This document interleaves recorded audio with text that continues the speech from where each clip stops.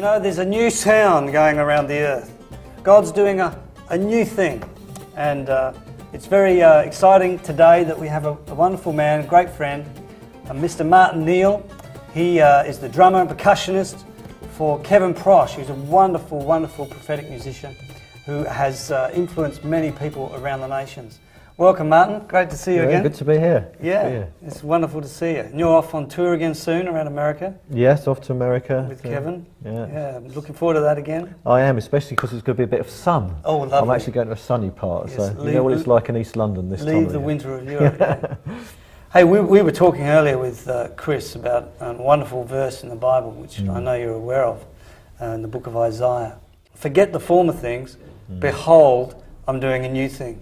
Now, as musicians and singers, we're aware of elements of that happening around the earth. And you've been in many countries, have acquired lots and lots of different instruments, and you have some really unusual things in your heart, perhaps not unusual to those who really have a heart for that, but you know, just redeeming sound, bringing sounds back to God. Why don't you tell us a little bit about that?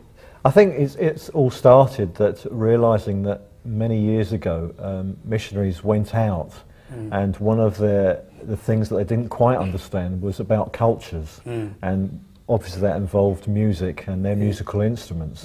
And so in a lot of cases people would lay down their instruments in order to follow a new faith. And part of something that I've really believed in is that each country and each culture and each people group, God gave them that. That was something specific for them. It's a gift, isn't it?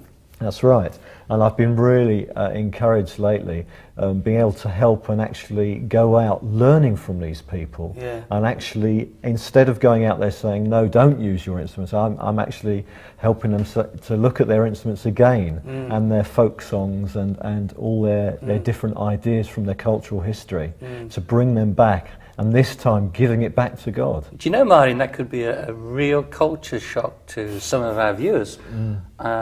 I mean, in my generation, the introduction of electric guitars, drums was considered to be anathema, the instruments of the devil, but now we're talking about some more instruments that's going to cause shock horror in the church. What are we talking about here? Yeah, I think you're right, and I'm seeing, in especially when I work in America, taking some of these instruments, I'm getting a very different... Do people go... Yeah, in some, you know, and we've had lots of comments of, you know, voodoo and various other things because of the instruments I use. New Age, are you accused of New Age? Well, they still preach some, you know, that drums are still of the devil. Yeah, they do. Crazy, they do. And if you look back in history, over the years, every time something new comes in the musical sense, half the church is either alienated or doesn't like it.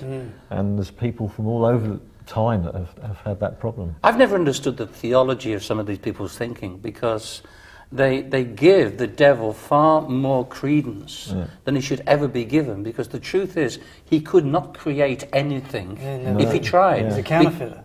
He counterfeits, he destroys, he robs, he takes away, but he is not a creator. And so, in other words, you're talking about redeeming back. Yeah, that's right. I am. What the enemy has taken. And C.S. Lewis actually says that he believes there's no music in hell, full stop.